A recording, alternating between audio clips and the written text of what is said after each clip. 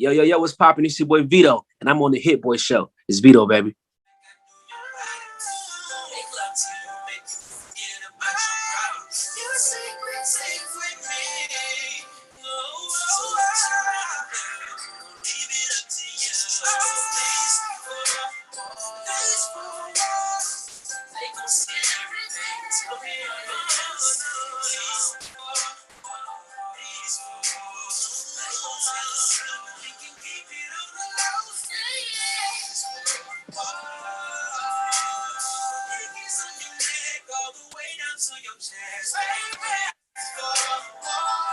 Hey, Vedo. Hey, how you doing? I'm good. How are you? I'm off. My bad. Hey, what's up, man? I'm good, brother. How you doing? I'm good, man. Thank you for coming by the Hitbwoy show. Nah, man. Thank you for having me, bro. Of course, let's get the introductions out the way. This brother right here, man, he's been doing this thing for a while. Y'all just ain't know about him, but now he got a smoker that's burning Yeah. up the charts. It's called You Got It. I'm talking about none other than R&B sensation, my boy Vedo. What's going on, man? Yo, Hitbwoy, what's up, baby? How you doing? I'm good. I appreciate it. So look, man, I want to start from the beginning of the time, man, when Vedo came about. You was born in Michigan, right? Yeah, yep. Ben Harbor, Michigan. Ben Harbor, Michigan. How far is that from Detroit? Probably about an hour and a half. Okay. Yeah, not too far, about an hour and a half. Okay, hour and a half. So you basically grew up in Soul City. That's why I call it Motown. Yeah. Yeah, Soul City, basically. I mean, and like I said, Motown was in Detroit, but man, those vibes spilled over into other cities as well, man. So for sure. Of course. So reading up on you, man, you started out in the church. That's where your parents started you out, in the church? Yeah. I mean, I kind of think that's kind of the, especially a little black boy. I think that's where we all musicians kind of start off. Black musicians kind of start off. So yeah, man, it was definitely started in the church about as far as me getting comfortable with singing in front of people and stuff like that. Yeah. So my mom just kind of like threw me out there one day. It was like, hey, you're here to sing. That's what they do. Yeah, and you go tell mama, no. So when was the first time you really knew that you had this gift, man, for singing, man? When was the first time you really knew that? In church. When I sang. About what that? I was probably like 8. Okay. Like 9 years old. Yeah. So I was young. Yeah. I was pretty young. Yeah.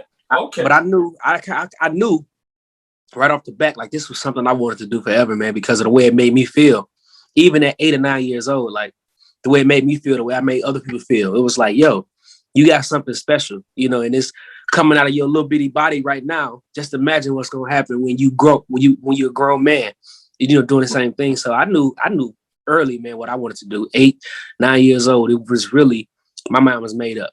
I still went to school. I still had to go to school so I didn't get in trouble, but I had no intention, ever to do anything other than but being a singer. Word. That's what's up, man. So you're in church or whatever. You're in school. You get a little bit older, and you start doing these covers on YouTube. Yeah. What made you start that? What made you start to do that? Well, so we date back to when I first started YouTube, right?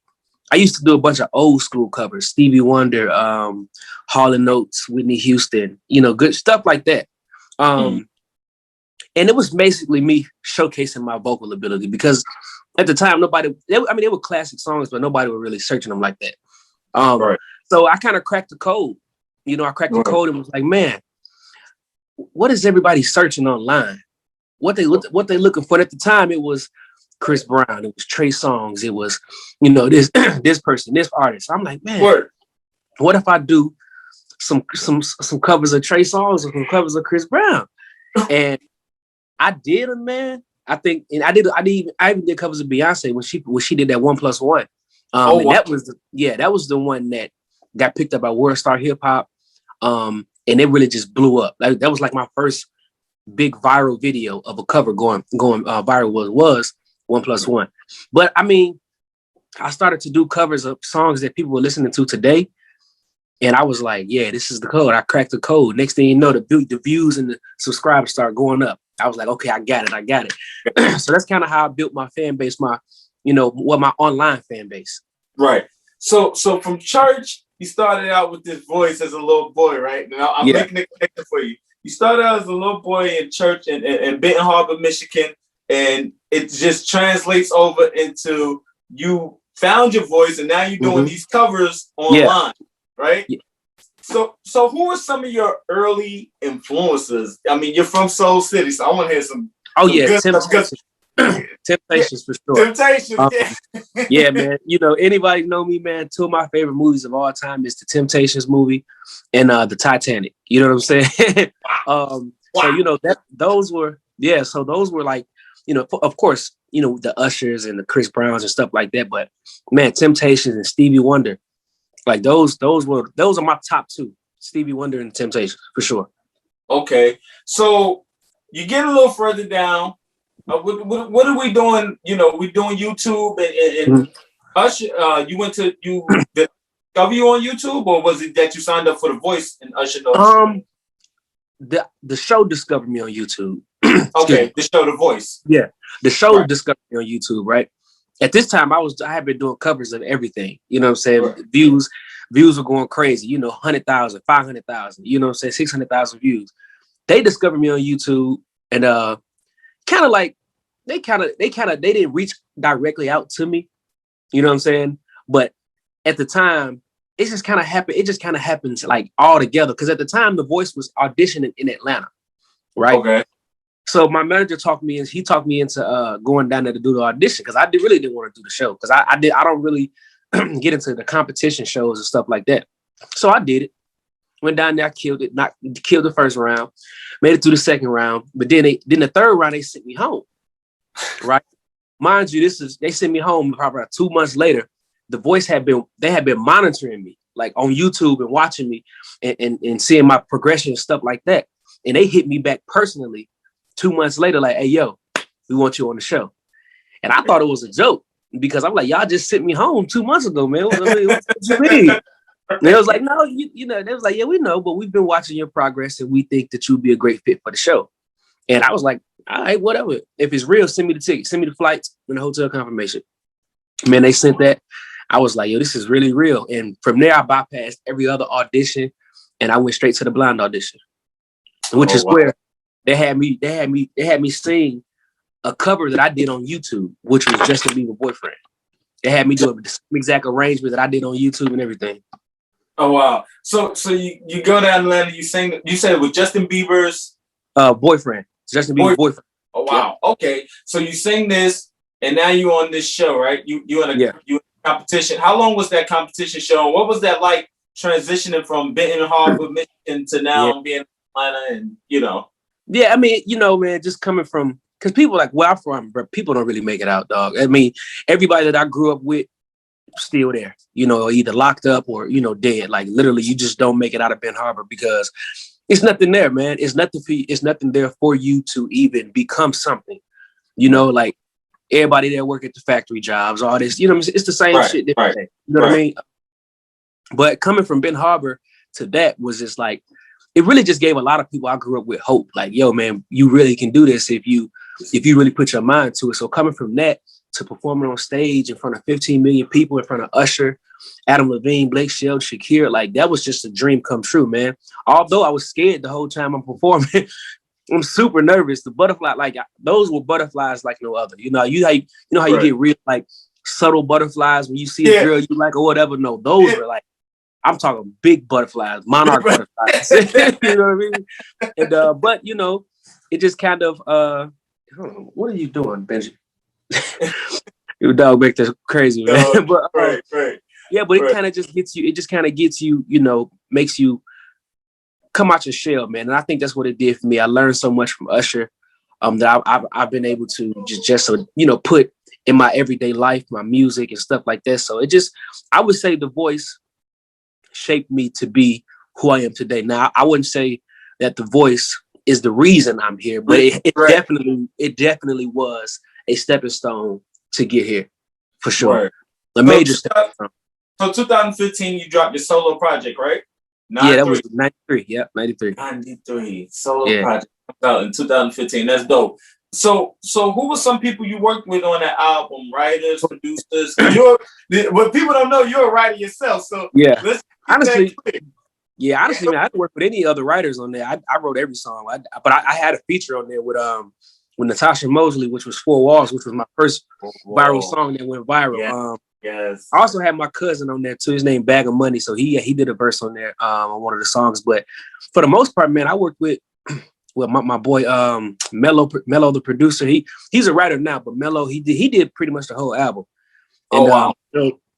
So that's really how I work, man. When I find a producer or a set of producers that I like, until something goes sideways and it tarnishes the relationship, most likely these producers are going to be the same producers that's on every album, because these are producers.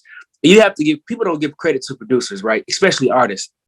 Right. Producers literally help you find your sound. You know what I'm saying? Right. Like, they send you these beats, you record to them, you put them out, it don't go. They keep sending you beats. They finally send you a beat that you record to and it blow up. You know what I'm saying? If it wasn't for them sending you them beats, you would have never found your sound. You know what I'm saying? Wow. You wouldn't have found your sound. So yeah, like I would say, all my producer homies, man, they helped me find my sound. Definitely. That's what's up. And so let's talk about the record Four Walls real quick, and then I definitely want to get into this new LP you have out right now for you. But let's talk about the record Four Walls. How did that work? Natasha Mosley. That's a beautiful song right there to put on the record. Yeah, man. This shocks people too, because Four Walls is not one of my favorite songs that I've done. It just ain't. I'm just being honest. Which is why it wasn't even a single. I just threw it on the album as an album failure, because I felt like, Natasha Mosley, she had her success and she was doing her thing, and I felt like we'd be dope together. So what's funny, she came to the crib and she was sick. So the way that she sound on that record, I had to vocal produce her to even sound that way. So it's real airy and sultry. You know what I'm saying? If she wasn't sick, that record probably wouldn't have came out the way it did. Really. Right. But man, out of nowhere, man, I remember just waking up and Four Walls was like, I think it was at like a couple thousand views on YouTube. I'm like, all right, cool. I came back a couple hours later. It was like 8,000 views. Came back, I'm like, dang, so what? I told my manager, I said, hey, yo. I'm like, hey, yo, you see this video? He like, what you talking about? When I showed him, it was over 10,000 views, and then 14, then 20, then 30, 40. Now we at 39 million. You know what I'm saying? 39 million views on YouTube. And the only thing about that record is it blew up, but I didn't blow up with it. And it's kind of, the record became bigger than me because nobody knew who it was. You know what I'm saying? It became bigger than me, which happens in the industry, but you still got to you just got to roll with the punches. But once I started doing more shows and started playing and performing the song, people was like, oh, this is you. And that's kind of how, we put a face with the song. But nonetheless, man, it definitely gave me a bunch of fans, gave me my first viral hit. You know what I'm saying? It didn't go gold or anything like that, but it still sold some records though. I think it sold like 200-some thousand singles. Right. Definitely. So you all over right now, right? Yeah. Did Girls Need Love remix. Crazy.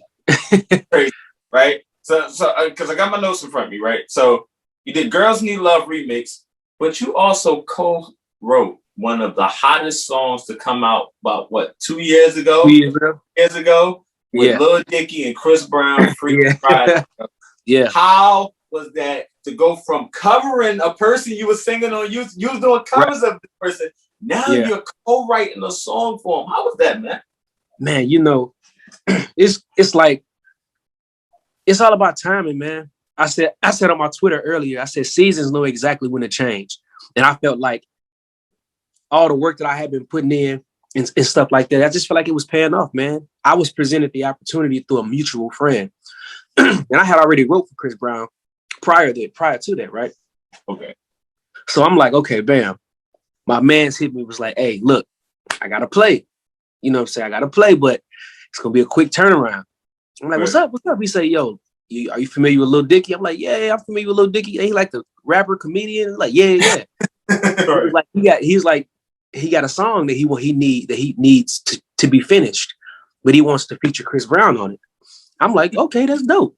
He was like, but he needs somebody who can write it, can sound like Chris Brown, and can pull it off.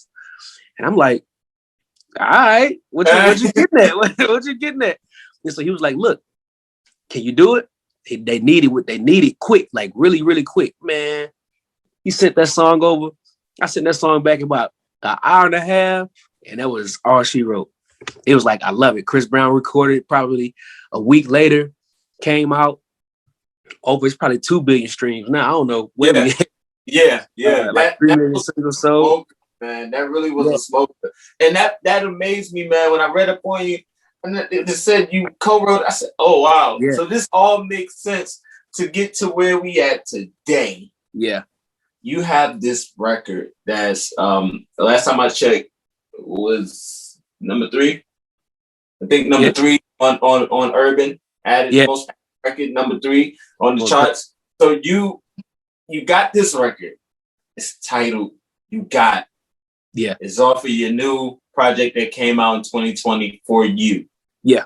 How did that come about? What? Because the record. Yeah.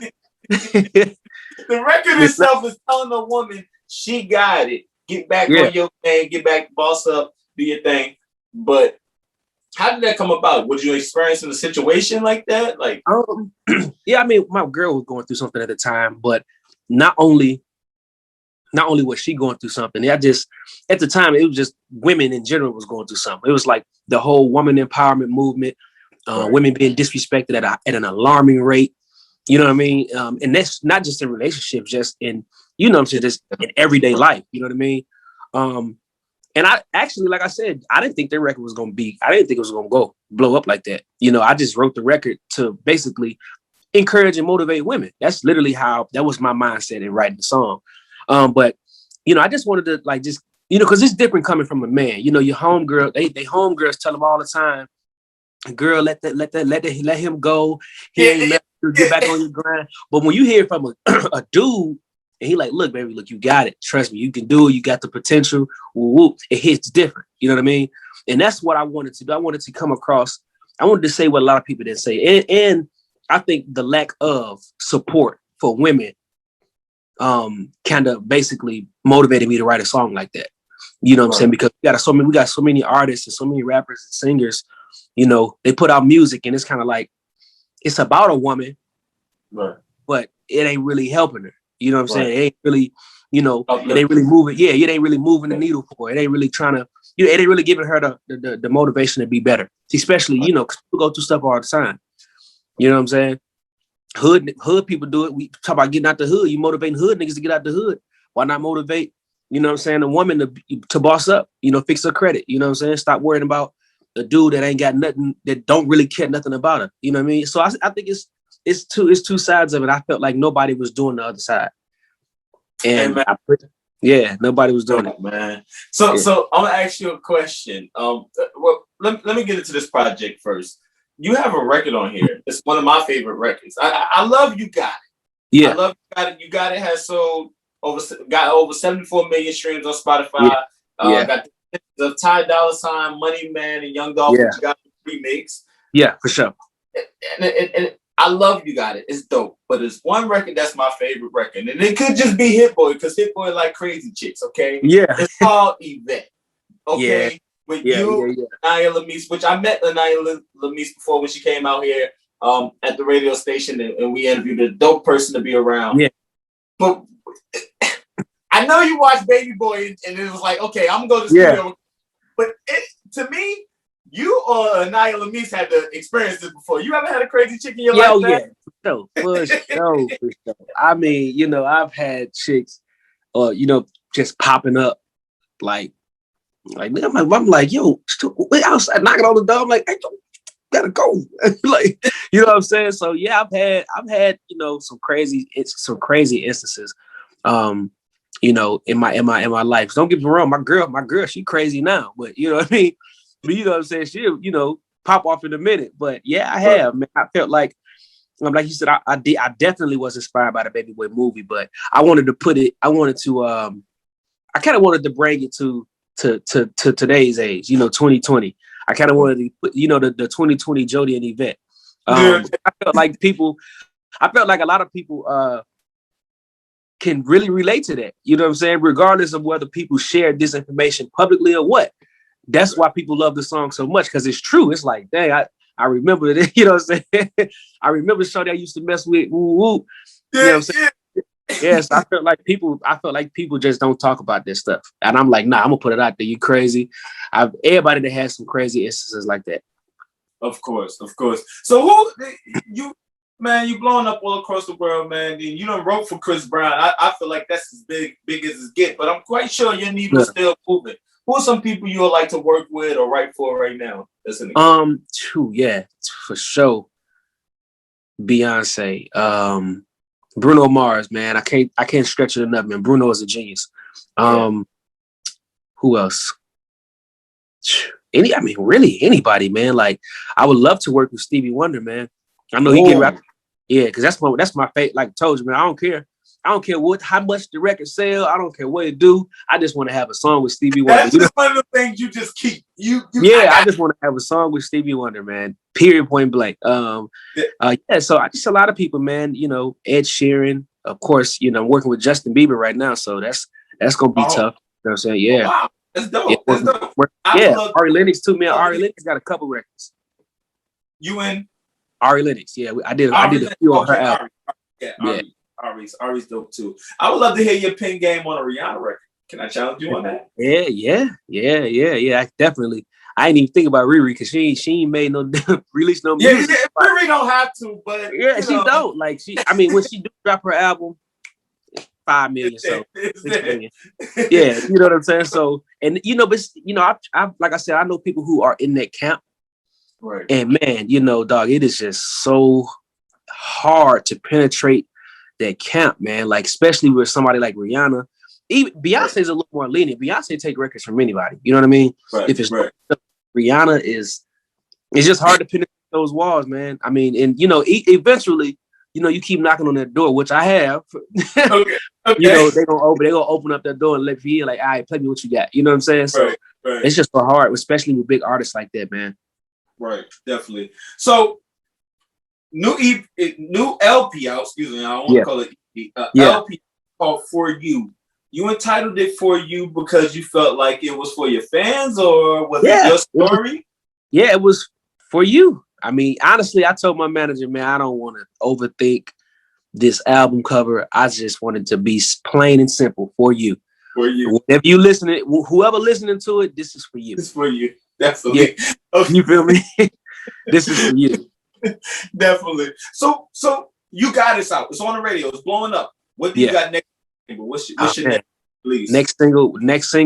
We definitely work on this next. We got the next single now, but we just working out this logistics of it. But new single on the way. Album is completely done. It's mastered. Just waiting for the green light. Empire. I've been with Empire for let me see. Was it my first? For You was on there, and the last one, and Vedo. Vedo was on there. So, okay. Empire, the team over at Empire, man, they're geniuses, man. Especially when it comes to the marketing and the digital team. Amazing. But yeah, man, I'm looking to get into some acting. Got my team working on some acting roles. Yeah, some stuff like that, man. Listen, when I tell you, with the success of what's going on, man, a lot of people like to sit back and just relish in the moment.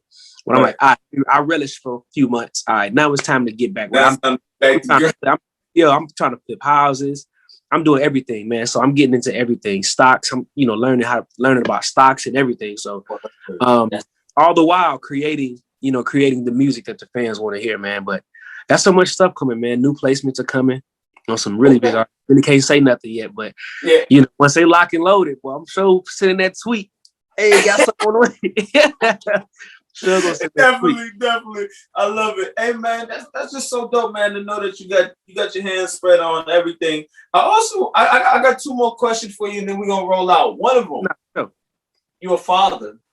Yeah. Like me, you're a girl dad? Yeah, girl dad.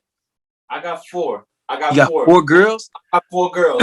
My daughter just called me while I was doing an interview. You had to be. Hey, listen. I ain't gonna lie. I was trash in high school. All right, I was trash. Young, growing up, I was trash. I ain't gonna lie. And I think that's what people say it all the time. When you end up having girl after girl after girl after girl, what God is telling you, you were trash. And now you girls, I'm gonna give you all girls because of the way you treated them girls in high school.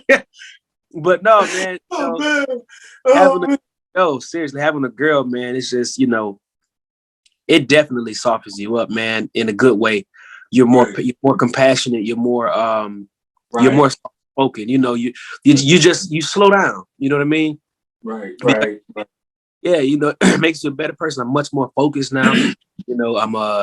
It really showed me a true unconditional love, man, from that little girl. Having somebody 100% dependent upon you is truly a task, but it's also a blessing too, especially when you can rise to the occasion and fulfill those demands of the person, of that baby. You know what I mean? So it's a blessing, man. If I have my next baby, if it's a boy, it's over with. Look, don't do that, Vedo, because listen, I'm gonna tell you, brother. I'm gonna tell you, I had my first two daughters, and I said, okay, I'm going back for my boy, and I got hit with twin girls. That's it. That's it. I quit. Oh my goodness gracious. Yeah. But then I said, if the next baby is a girl, I'm gonna try one more time for a boy. But if I have a third girl, quit. Cancel that. That's it. You gotta quit. You gotta give it up. Hang it up. Hey, Doc. Hey, make an appointment right quick. I'm good. I'm good right now. It's over. Yeah, I gotta have a boy, man. I gotta have a boy. A namesake, somebody I could give my name to and make him the fourth, because I'm a third.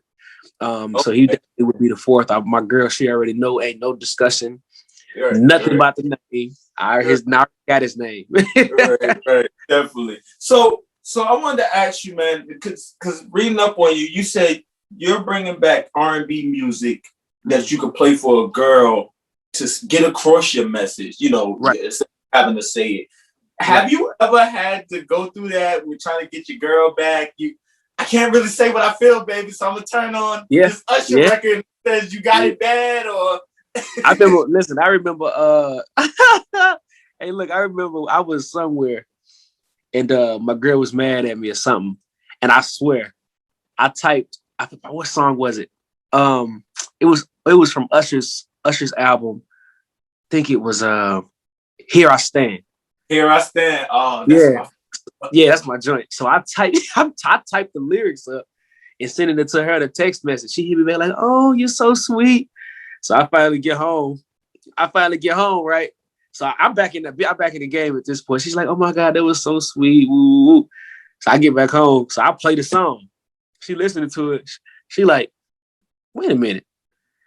You got the text with these lyrics? Oh my God, you ain't. I'm like, yeah, that's how I feel about you. Hey, man, I found Usher for that one, man. I was like, yeah. That's one of my favorite songs, man. I ain't gonna lie. Definitely. Yeah. Hey, man, I appreciate you coming rock in with me, man. Shout out to your whole team for working with me tirelessly, man, week after week, man, to get you here on the Hitbwoy Show. I appreciate you, man. Hey, listen, brother, thank you for having me, man. It feels good to actually, be requested. You know what I'm saying? To actually be somebody want to talk to me. Usually I used to have to ask for the comment. Hey, you want to do an interview? Hey, like, man, you know what I'm saying? Yeah, but it's all about just staying down, man. So it feels good to really be doing these interviews with everybody. I love them. Like I've done so many interviews, man. I have no problem doing it again. Can we expect to see Vedo in North Carolina soon doing the show? I need to see you out here. Oh, for sure, man. Actually, we're in talks with some people right now for that area.